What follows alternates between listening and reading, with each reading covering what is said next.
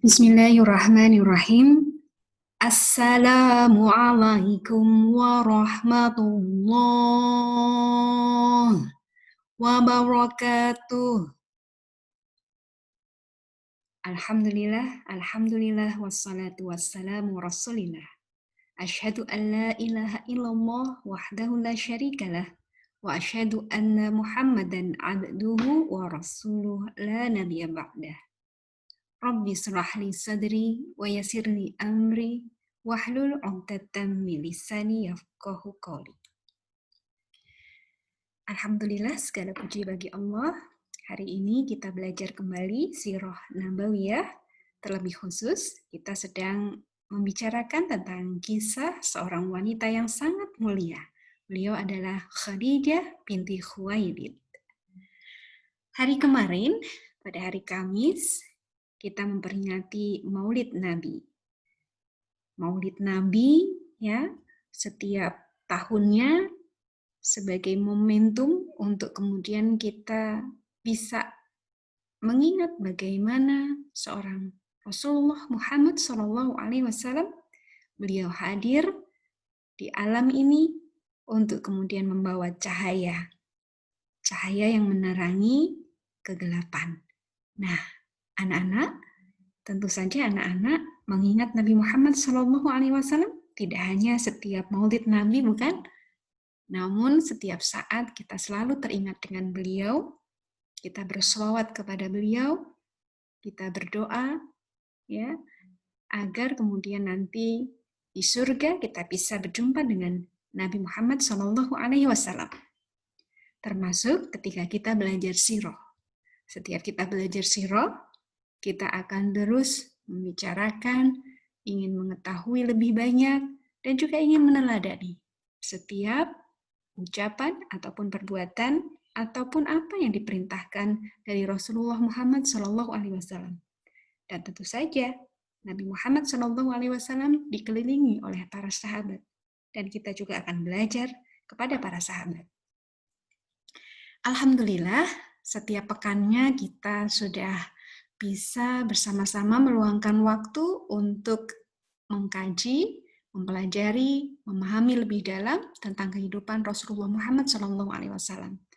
Nah, kalau ada momentum seperti Maulid Nabi seperti ini, ya tentu saja ini adalah sebagai syiar, ya kita akan menyampaikan kisah-kisah tentang Nabi Muhammad SAW juga kepada teman-teman yang barangkali tidak ada di dalam kelas kita. Ya, apakah teman di lingkungan di rumah atau mungkin teman-teman di sekolah.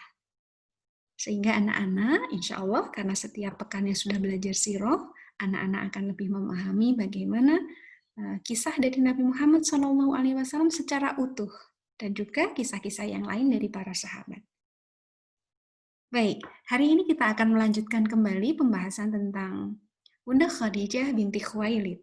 Pada pertemuan sebelumnya kita sudah berkenalan dengan Bunda Khadijah, bahwa Bunda Khadijah ini berasal dari keluarga atau nasab yang sangat mulia. Bahkan nasab Bunda Khadijah ini nanti akan bertemu dengan nasabnya Nabi Muhammad SAW. Siapa yang masih ingat bertemu di kakek yang bernama siapa?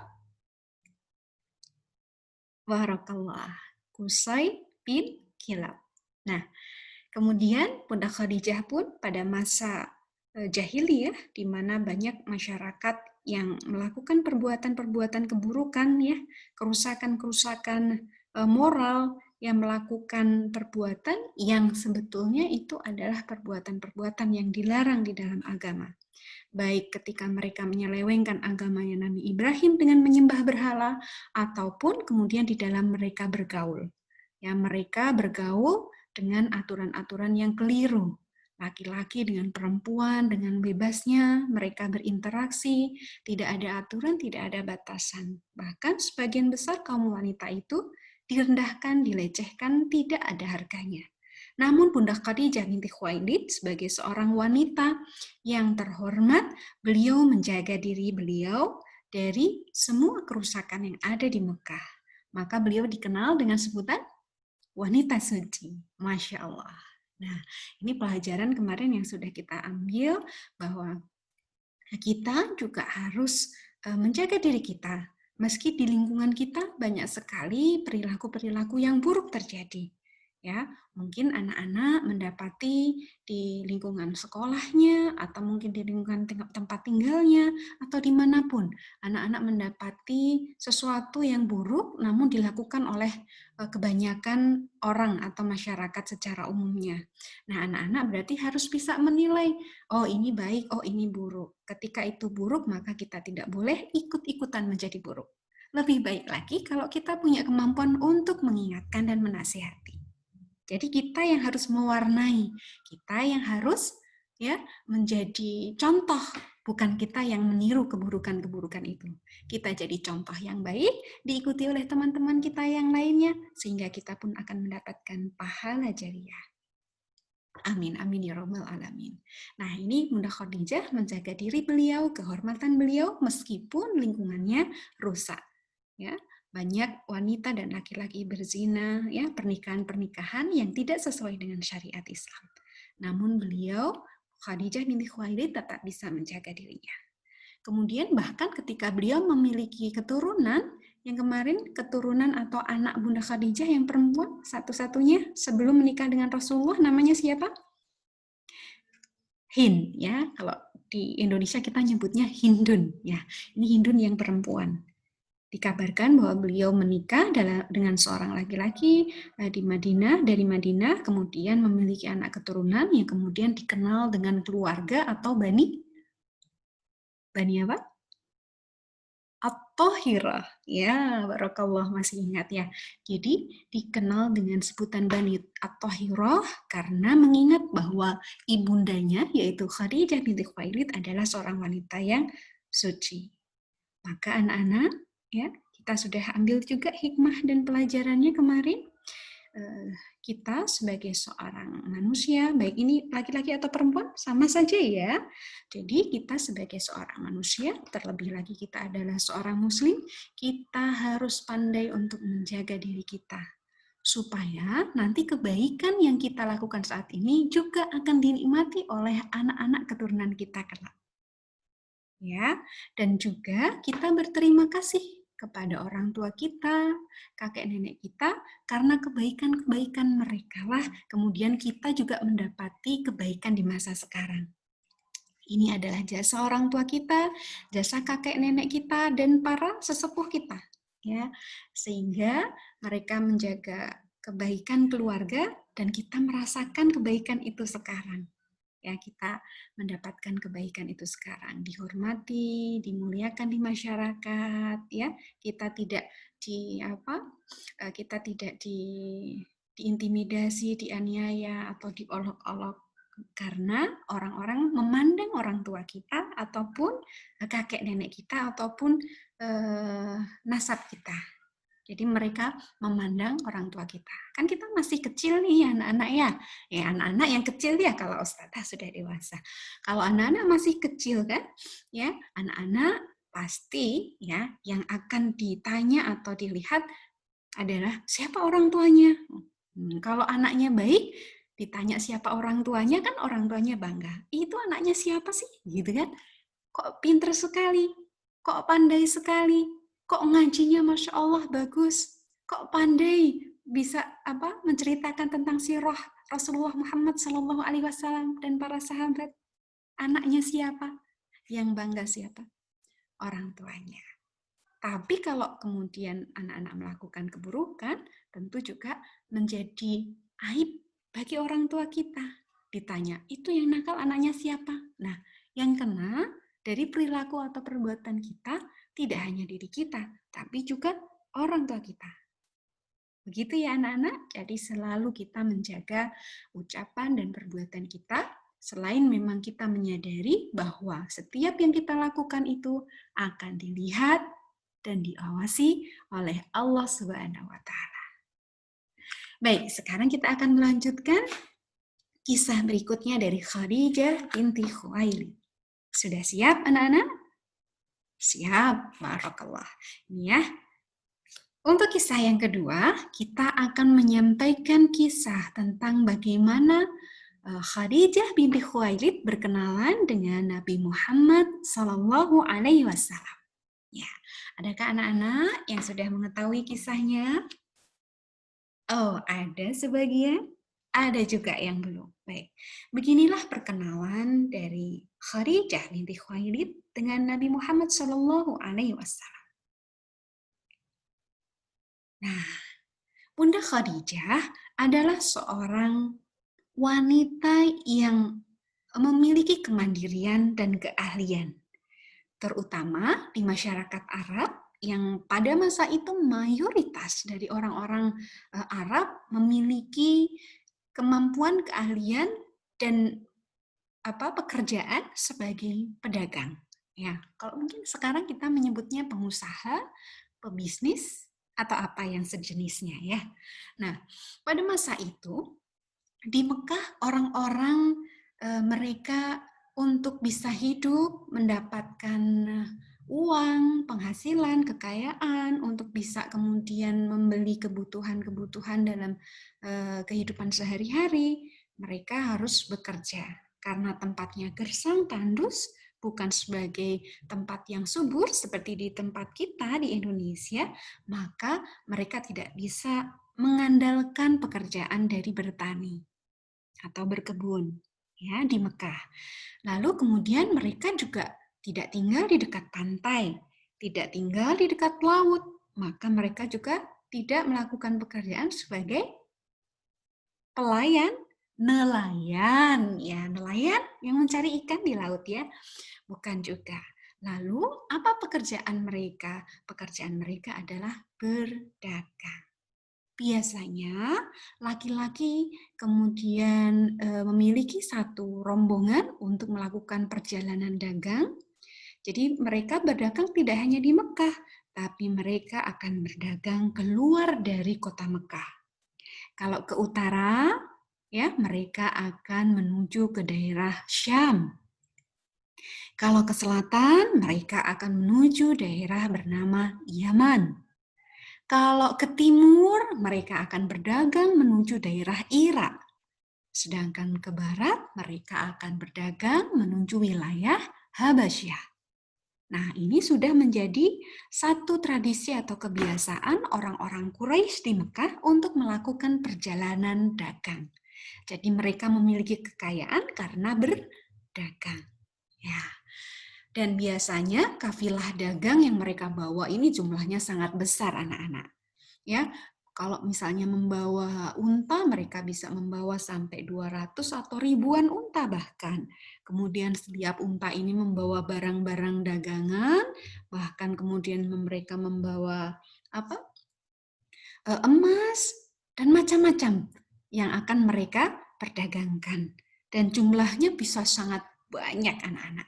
Ya, seperti ketika kita mendengarkan kisah dalam Perang Badar, di mana kafilah dagang Abu Sufyan membawa begitu banyak barang dagangannya. Ya, mungkin kalau dihitung-hitung bisa sampai berapa miliar begitu anak-anak. Banyak sekali, gitu ya. Jadi ini sebagai gambarannya. Nah, biasanya yang memiliki kekayaan-kekayaan dalam perdagangan itu sebagian besarnya adalah laki-laki. Namun Bunda Khadijah binti Khuwailid adalah seorang wanita pengusaha. Beliau memiliki kafilah dagang yang sangat besar, bahkan menyamai dengan kafilah-kafilah dagang tokoh-tokoh Quraisy yang lainnya. Jadi, Bunda Khadijah ini adalah seorang wanita kaya raya, beliau adalah seorang pengusaha. Namun, Bunda Khadijah tidak melakukan perjalanan dagang sendiri, namun beliau memiliki pekerja-pekerja atau memiliki orang-orang yang kemudian bekerja sama dengan Bunda Khadijah dan nanti bisa berbagi hasil. Kalau mendapat keuntungan nanti dibagi. Apakah separuh-separuh atau mungkin nanti ada yang 1/4, 3/4. Wah, ini kok 1/4, 3/4 pecahan-pecahan gitu pusing Ustazah. Ya, yang maksudnya adalah bahwa mereka punya kesepakatan mau dibagi berapa, apakah sama rata atau nanti dibagi sesuai dengan yang sudah disepakati. Ya, artinya sama-sama menguntungkan. Bunda Khadijah sebagai pemilik barang-barangnya dan juga modalnya, uangnya, hartanya, lalu ada orang lain yang kemudian membawanya untuk ke negeri Syam, ke negeri Yaman, Irak, Habasyah, dan mereka akan mendapatkan keuntungan dari perdagangan tadi. Nah, saat itu di Mekah, Rasulullah Muhammad SAW sejak dulu pada saat usia beliau 12 tahun, pernah ya mendengarkan kisah bahwa di usia 12 tahun Rasulullah Muhammad SAW pernah ikut perjalanan dagang pamannya, Abu Talib, yang kemudian ketemu dengan pendeta Bahiro atau Buhairo. Lalu diberitahu bahwa ini adalah calon nabi, disuruh pulang saja ke Mekah, takut nanti diburu oleh ahli kitab, akan dibunuh karena mengetahui bahwa nabi yang akan diutus, nabi terakhir itu adalah orang Arab. Nah, masih ingat ya, ada kisah tentang perjalanan Nabi Muhammad SAW ketika masih kecil, ikut berdagang pamannya dan bertemu dengan pendeta Bahira. Nah, sejak saat itu Abu Thalib ya sangat khawatir sekali dengan keselamatan Nabi Muhammad SAW, sang keponakan. Maka paman-pamannya ya Abu Thalib dan paman yang lainnya melarang Nabi Muhammad SAW untuk melakukan perjalanan jauh, termasuk perdagangan ke Syam, ke Yaman, dan ke negeri-negeri yang lainnya. Maka Nabi Muhammad SAW, beliau pun dari usia yang masih kecil tadi, 12 tahun, ya, beliau itu juga sudah berlatih mandiri. Bukan berarti karena dilarang untuk kemudian ikut melakukan perdagangan atau perjalanan dagang ke negeri-negeri yang jauh, kemudian beliau tidak melakukan perdagangan, tapi beliau tetap belajar untuk bisa mandiri dan membantu paman-pamannya berada di Mekah. Jadi beliau berdagang tapi tetap di Mekah. Ya, kalau di usianya yang lebih muda lagi, sekitar 10 tahun, Rasulullah SAW itu sudah mulai menggembala kambing dan mendapatkan upah. Usia berapa? 10 tahun. 10 tahun Rasulullah sudah belajar mandiri dengan mengembalakan kambing yang kemudian juga mendapatkan upah. Nah, upah itu untuk membantu keluarga pamannya Abu Thalib yang tidak kaya raya dan anaknya banyak. Supaya berkecukupan, Rasulullah itu beliau sangat tahu diri. Beliau menyadari bahwa beliau harus menjadi orang yang mandiri dan bisa membantu keluarga pamannya Abu Thalib. Lalu Rasulullah ikut perjalanan dagang, artinya beliau ini belum berdagang, baru mengikuti pamannya. Di sana Rasulullah SAW banyak sekali belajar. Jadi beliau itu baru ikut membantu saja, mengikuti saja. Mungkin kalau anak-anak di usia 12 tahun, kalau di tempat kita sekolahnya mungkin setelah SD ada SMP atau yang setara dengan itu. Mereka ada apa namanya? Kalau di sekolah kejuruan itu ada magang atau internship ya. Jadi mereka masih sekolah tapi mereka kemudian terjun langsung di lapangan, maksudnya ikut di dalam tempat pekerjaan begitu. Misalnya seorang yang belajar tentang teknik mesin atau mungkin tentang bengkel, mereka maka kemudian ada waktu untuk magang di bengkel misalnya ya. Jadi bengkelnya beneran dan mereka nanti membantu. Mereka akan belajar melihat, oh caranya mengganti oli seperti itu. Oh ada apa namanya? Kalau kerusakan ini harus seperti ini kan. Kemudian mengganti lampu seperti apa ya, melakukan servis bagaimana dan macam-macam. Itu contoh ya. Nah, kalau anak-anak ya supaya bisa berlatih mandiri, maka anak-anak pun juga harus magang. Loh, gimana itu magangnya Ustazah? Ya seperti anak-anak ketika membantu ayah dan bunda di rumah. Itu kan juga anak-anak magang, berlatih supaya anak-anak nanti bisa mandiri. Akan tetapi kalau anak-anak ingin berlatih berdagang, ya harus bertahap. Jangan langsung kemudian anak-anak berdagang sendiri. Ya, karena itu ada aturannya, ada tahapannya. Jangan sampai nanti anak-anak melakukan sesuatu tanpa ilmu sehingga nanti itu akan merugikan anak-anak sendiri. Jadi berlatih dulu dengan cara apa? Membantu. Kalau misalnya orang tua punya toko atau punya kios atau berdagang apa di rumah ataupun di mana saja, anak-anak bisa membantu dengan menyiapkan, membantu kemudian melayani pembeli, ya, atau membantu packing dan yang lainnya. Ada banyak hal yang kemudian bisa kita bantu dan kita pelajari di sana. Ya, jadi baru membantu. Seperti Rasulullah Muhammad SAW di usia 12 tahun beliau baru ikut pamannya berdagang dan belum berdagang sendiri. Barulah ketika nanti Rasulullah Muhammad SAW menginjak usia 25 tahun, beliau nanti akan melakukan perjalanan dagang sendiri dengan membawa kafilah dagang yang sangat banyak. Nah, inilah awal dari pertemuan dengan Khadijah binti Khuwailid. Rasulullah Muhammad SAW menjadi pekerja dari perusahaannya, ya, Khadijah binti Khuwailid. Nah, ini perkenalan awalnya. Rasulullah SAW sudah berlatih kemandirian dari sejak kecil sampai kemudian ketika beliau sudah dewasa, beliau pun sudah memiliki keterampilan yang sangat luar biasa di dalam perdagangan. Satu, kemudian Rasulullah SAW ketika di Mekah menjadi seorang pedagang, beliau itu dikenal sebagai seorang pedagang yang jujur dan amanah.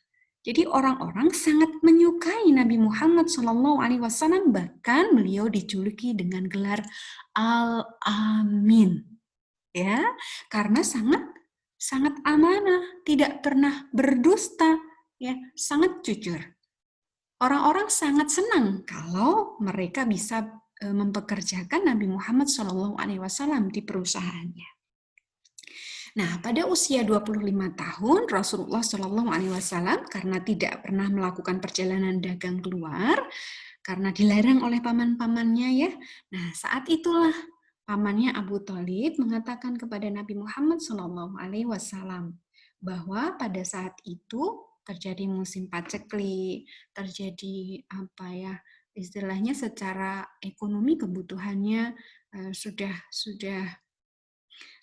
tidak mencukupi lagi, ya. Maka paman Abu Thalib ini menganggap bahwa Rasulullah juga sudah mulai dewasa dan bisa menjaga diri, akhirnya diizinkan untuk kemudian melakukan perjalanan dagang. Nah, pada saat itu, ya, orang-orang mendengar berita bahwa Nabi Muhammad SAW sudah dapat izin untuk kemudian pergi melakukan perjalanan dagang. Nah, Bunda Khadijah adalah seorang wanita yang sudah ahli dalam perdagangan. Kemudian beliau ini terkenal sangat pandai. Beliau bisa membaca keadaan dan bisa melihat peluang. Nah, di sini anak-anak kita belajar bagaimana Bunda Khadijah sangat pandai dalam mengambil keputusannya. Beliau mendengar kabar bahwa Nabi Muhammad SAW diizinkan untuk kemudian pergi berdagang keluar Mekah, maka Bunda Khadijah menawarkan kepada Nabi Muhammad SAW agar beliau mau bekerja kepada Bunda Khadijah untuk membawa barang dagangan Bunda Khadijah yang banyak dan sangat besar itu, ya, kafilahnya.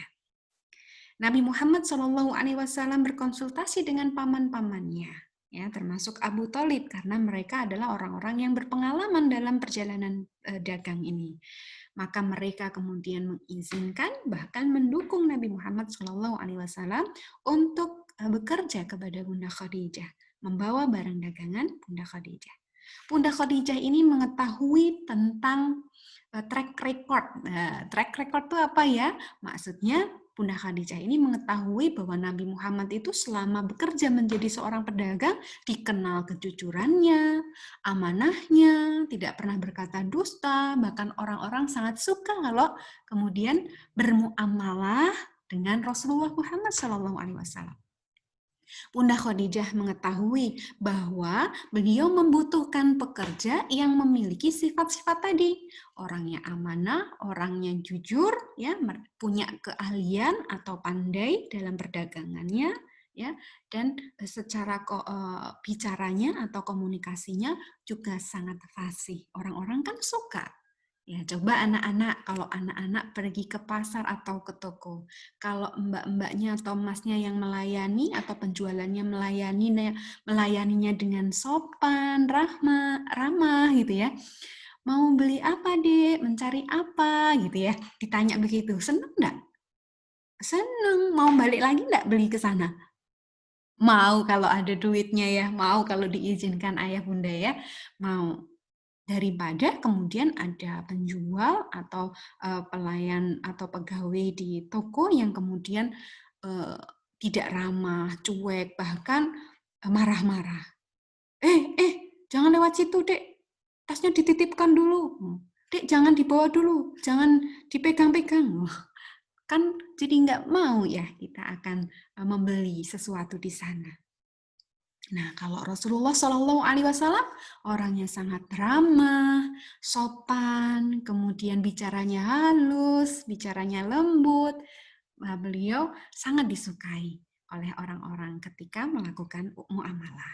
Nah, maka kemudian Bunda Khadijah sudah mengetahui kelebihan dari Nabi Muhammad Shallallahu Alaihi Wasallam dan beliau memilih Nabi Muhammad Shallallahu Alaihi Wasallam untuk diajak bekerja sama. Nabi Muhammad membawa barang-barang dagangan dari Bunda Khadijah. Lalu Bunda Khadijah mengutus salah seorang pekerjanya bernama Maisarah. Maisarah ini adalah seorang laki-laki ya anak-anak. Di Arab nama Maisarah itu untuk laki-laki. Ya kalau di Indonesia mungkin Maisarah ini kayak kedengarannya seperti nama perempuan ya. Tapi di Arab itu adalah nama laki-laki. Maisarah. Nah, seorang pekerja dari Khadijah, Maisarah, diutus agar menemani Rasulullah Muhammad SAW di dalam perjalanan dagang ini. Dan Maisarah sudah diberikan pesan oleh Bunda Khadijah, jangan ya melakukan ikuti saja apa yang Nabi Muhammad SAW perintahkan atau lakukan. Jadi dia hanya mendampingi, menemani Nabi Muhammad SAW. Pemimpin dari kafilah dagangnya ya Nabi Muhammad SAW. Itu ya. Jadi bukan yang mengajari, tapi dia hanya diperintahkan untuk menemani Nabi Muhammad SAW. Ini adalah kepandaian dari Bunda Khadijah. Beliau bisa memilih ya orang yang tepat untuk menjalankan bisnisnya. Masya Allah. Nah, kita akan lihat sedikit ya. Kita akan lihat sedikit bagaimana perjalanan Rasulullah Shallallahu Alaihi Wasallam ketika melakukan perjalanan dagang ke negeri Syam. Ya.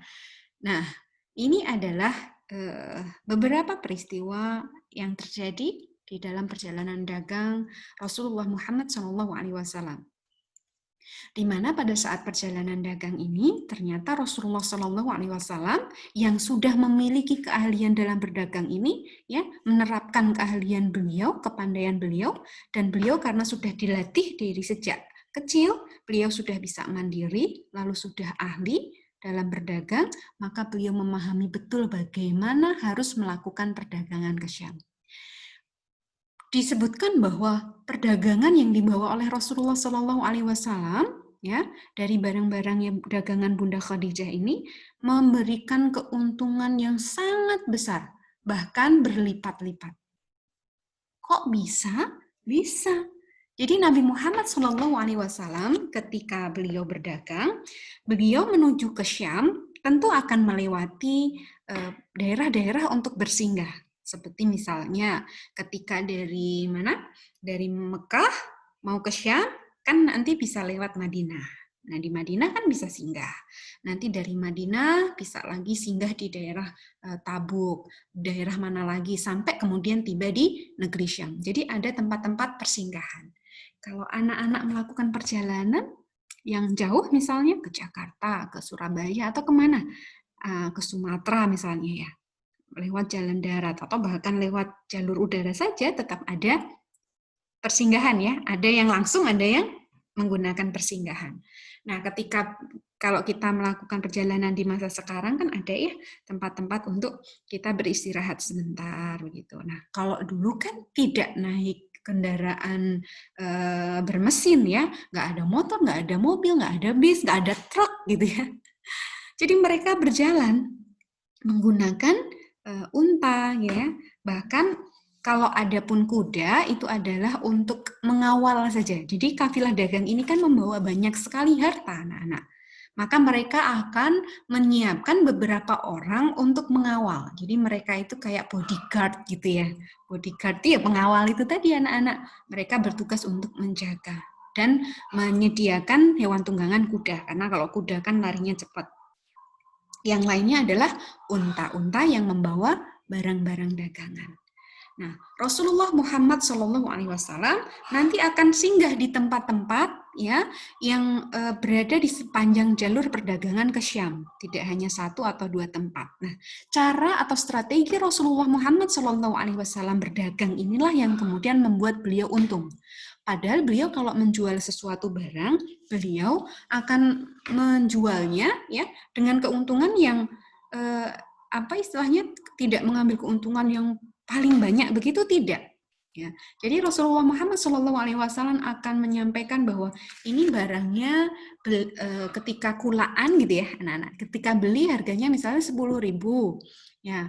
Kalau kemudian ditawarkan ke pembelinya kalau ini ya, ini harganya 10.000, silahkan mau beli dengan harga berapa. Yang penting kan tetap ada untung. Misalnya mau dibeli 10.500 rupiah, bagi Nabi Muhammad SAW tidak apa-apa kan masih untung. Modalnya 10.000, untungnya kalau 10.500 berarti 500. Jadi orang-orang senang. Ya, mungkin saja ada orang yang kemudian sangat suka dengan cara Nabi Muhammad SAW, harganya 10.000 dibeli harga 20.000.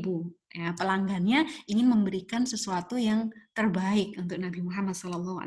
Itu juga bisa saja terjadi. Tapi dalam hal ini Nabi Muhammad SAW sangat jujur dengan barang dagangannya. Kalau kemudian ada cacat ya disampaikan, jangan ditutup-tutupi gitu ya. Kalau pembelinya tetap mau beli, mereka sudah tahu keadaan barang yang sesungguhnya, jadi tidak dibohongi.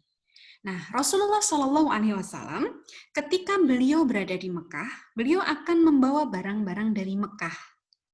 Nah, beliau akan menanyakan kepada paman-pamannya yang sudah terbiasa berdagang, ya. Kemudian beliau akan menanyakan barang apa yang dibutuhkan. Ya, kalau singgah di Madinah, apa yang dibutuhkan? Nanti singgah di mana lagi? Di tempat-tempatnya kita sebut saja namanya A, B, C gitu ya. Karena tidak tahu persis bahwa Rasulullah SAW singgahnya di mana saja. Tapi pasti ada tempat-tempat singgah. Di tempat A, beliau nanti akan singgah, di B, nanti beliau singgah juga di C, di D, di E, dan seterusnya. Rasulullah SAW akan bertanya kepada paman-pamannya, kalau ke daerah A, yang laku di sana apa ya, Paman? Kalau yang di B, yang laku di sana apa ya, Paman? Ya. Di C, yang laku di sana apa ya, Paman? Nah, kalau kita misalnya mau ke daerah mana ya, anak-anak ya? Kita ke Jakarta atau yang dekat-dekat saja deh ya. Kita ini ada di Bantul misalnya. Kita mau melakukan perjalanan ke mana? Klaten misalnya. Nah, kita akan singgah di mana saja ya ketika kita mau berdagang misalnya. Kita mampir dulu ke Kalasan atau mungkin kita mampir dulu di sini dulu di Jalan Wonosari. Terus kemudian kita sampai di Prambanan ya baru kemudian kita sampai di Kalasan misalnya.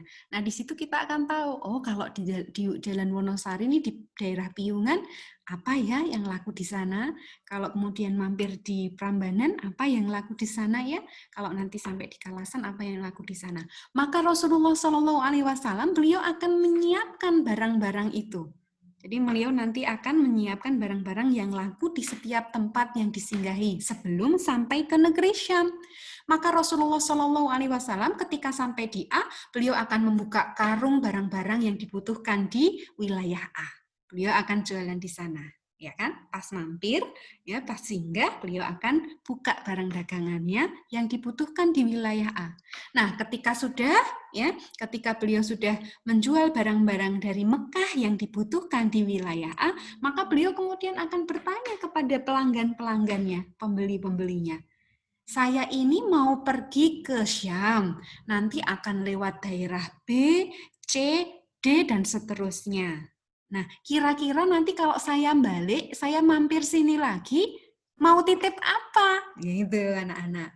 Nah, mereka kemudian akan menyampaikan kepada Rasulullah Muhammad SAW. Nanti saya titip ini, titip ini, titip ini ya, sama Rasulullah kemudian dicatat.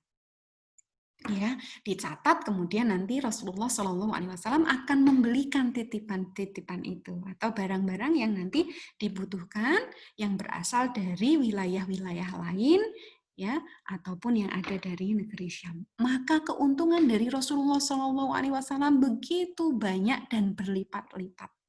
Seperti itu dilakukan terus sepanjang perjalanan. Ya, dan ini tidak dilakukan oleh orang-orang dari kafilah dagang yang lainnya. Ini adalah kecerdasan dari Nabi Muhammad SAW dalam berdagang. Ya, jadi Rasulullah SAW ini adalah seorang pemuda yang mandiri. Dan dari kapan beliau dilatih mandiri? Dari sejak beliau masih kecil. Nah, ini anak-anak ya, kalau nanti kita sudah menjadi orang atau manusia dewasa mandiri, maka dilatihnya dari sekarang. Dengan cara apa? Dengan mulai membantu. Ya, dengan membantu orang tua kita atau nanti kalau di sekolah kita membantu guru kita dan yang lainnya. Ya, namanya kita berlatih mandiri. Ya.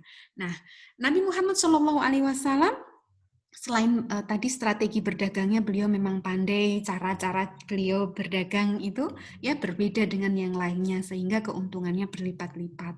Nah, kalau ramah, sopan, jujur, ya, kemudian fasih dalam berbahasa, berkomunikasi, itu memang sudah kita sampaikan tadi ya, dan itu juga beliau lakukan di sepanjang perjalanan dagang ke Syam. Sampai ketika beliau di Syam pun, ya, beliau berjumpa dengan para ahli kitab. Ya, kali ini Rasulullah Shallallahu Alaihi Wasallam ya tidak disuruh pulang begitu tidak ya. Kalau dulu kan masih kecil ya, tapi pada saat ini Rasulullah Shallallahu Alaihi Wasallam pun bertemu dengan ahli kitab yang menguatkan bahwa ini adalah calon nabi. Ya, yang pertama adalah Rahib Nasturo. Rahib Nasturo ini melihat Rasulullah Muhammad Shallallahu Alaihi Wasallam berteduh di bawah sebuah pohon, di mana pohon itu adalah pohon yang setiap para nabi yang diutus di daerah di negeri Syam itu kan negeri yang paling banyak diutus nabi dan rasul. Nah, nabi dan rasul itu biasanya akan berada di sana. Yang berteduh di bawah pohon itu adalah seorang nabi dan rasul. Maka Rahib Nastura ini memastikan bahwa orang yang berada di bawah pohon tersebut itu adalah orang yang memiliki ciri-ciri nabi yang akan diutus sebagai nabi yang terakhir. Ternyata ciri-ciri itu ada pada Nabi Muhammad SAW dan rahib ini mengatakan kepada Maisarah bahwa itu maksudnya yang menunjuk kepada Nabi Muhammad SAW itu laki-laki yang ada di bawah pohon itu adalah seorang nabi. Ya, Maisarah kan tidak tahu ya, jadi dia hanya mendengarkan saja tentang informasi dari rahib Nasturah. Lalu ketika Rasulullah SAW berdagang, dengan kelembutan bahasanya, dengan kesopanan beliau, dengan keluhuran budi pekerti beliau yang jujur, amanah, tidak berdusta tentang apa yang beliau perdagangkan, maka ada seorang laki-laki pengikut pendeta, jadi dia juga mengetahui tentang ciri-ciri nabi terakhir. Nah, dia merasa bahwa Muhammad SAW yang berdagang ini adalah calon nabi, ya, nabi yang akan diutus oleh Allah Subhanahu wa taala sebagai nabi terakhir. Maka dia mengetes gitu ya. Ketika itu ya, laki-laki ini meminta agar Nabi Muhammad SAW bersumpah dengan nama Lata dan Uzza. Lata dan Uzza itu apa ya anak-anak? Lata dan Uzza itu iya, betul. Mereka adalah berhala-berhala yang dianggap sebagai Tuhan-Tuhan. Nah, Rasulullah Shallallahu Alaihi Wasallam marah. Beliau tidak mau bersumpah atas nama Lata dan Uzza. Maka laki-laki itu pun yakin bahwa ini adalah nabi. Karena seorang nabi tidak mungkin akan mau bersumpah atas nama Lata dan Uzza. Karena pada masa itu, bersumpah atas nama Lata dan Uzza itu adalah sesuatu yang biasa, anak-anak.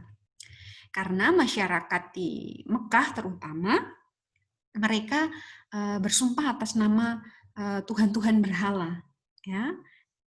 Jadi kalau Rasulullah SAW yang hidup di masa itu tidak mau bersumpah atas nama Lata dan Uzza itu dianggap aneh.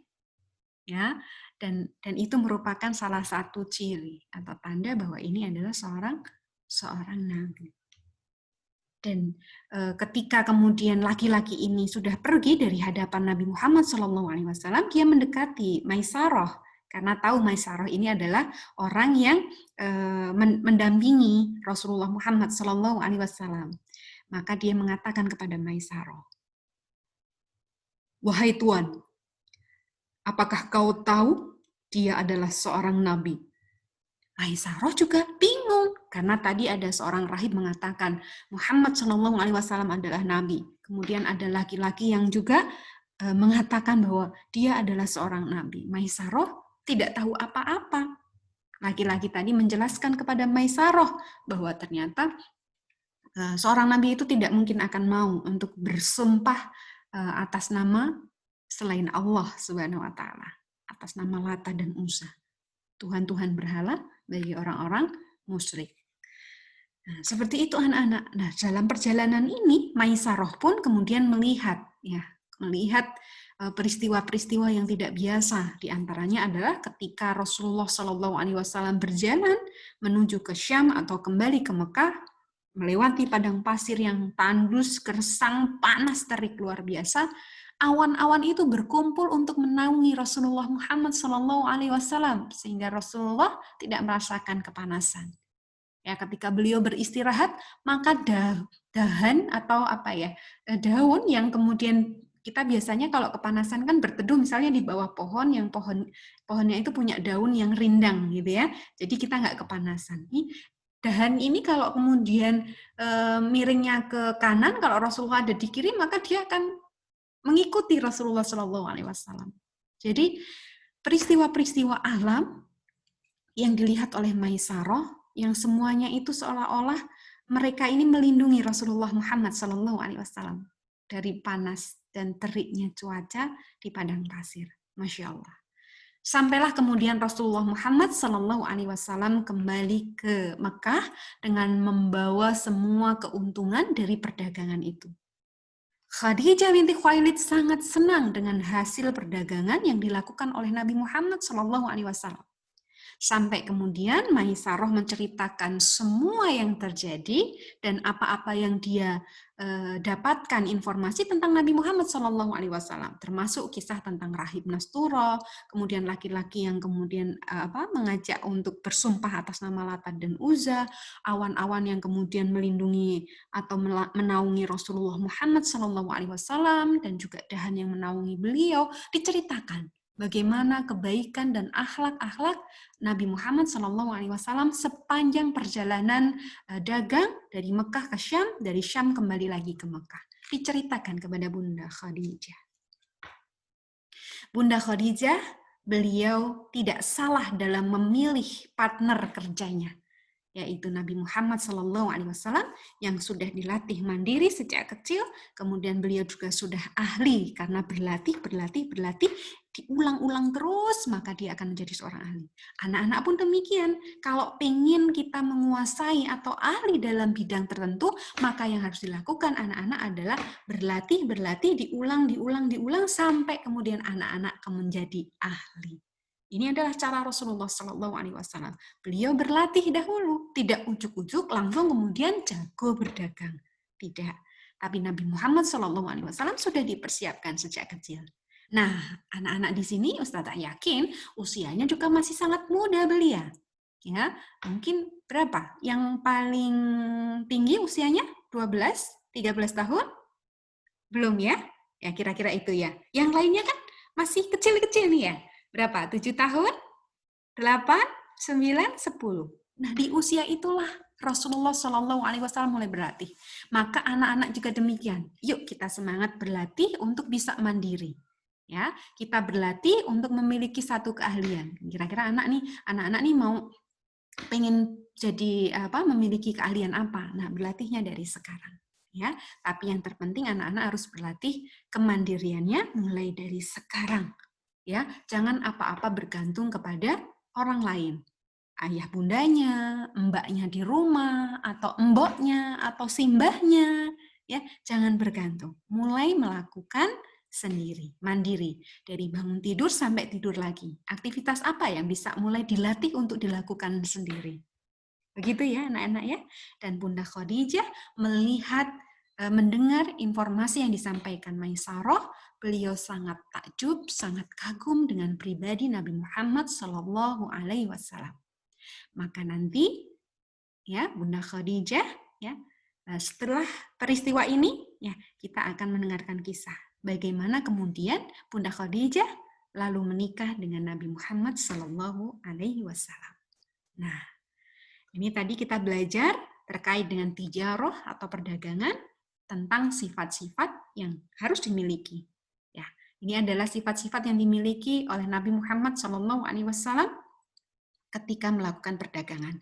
Dan kalaupun bukan dalam perdagangan, dalam bidang apapun, ini adalah sifat-sifat yang juga harus dimiliki oleh seorang Muslim, karena ini adalah Nabi Muhammad SAW yang merupakan teladan dalam semua hal.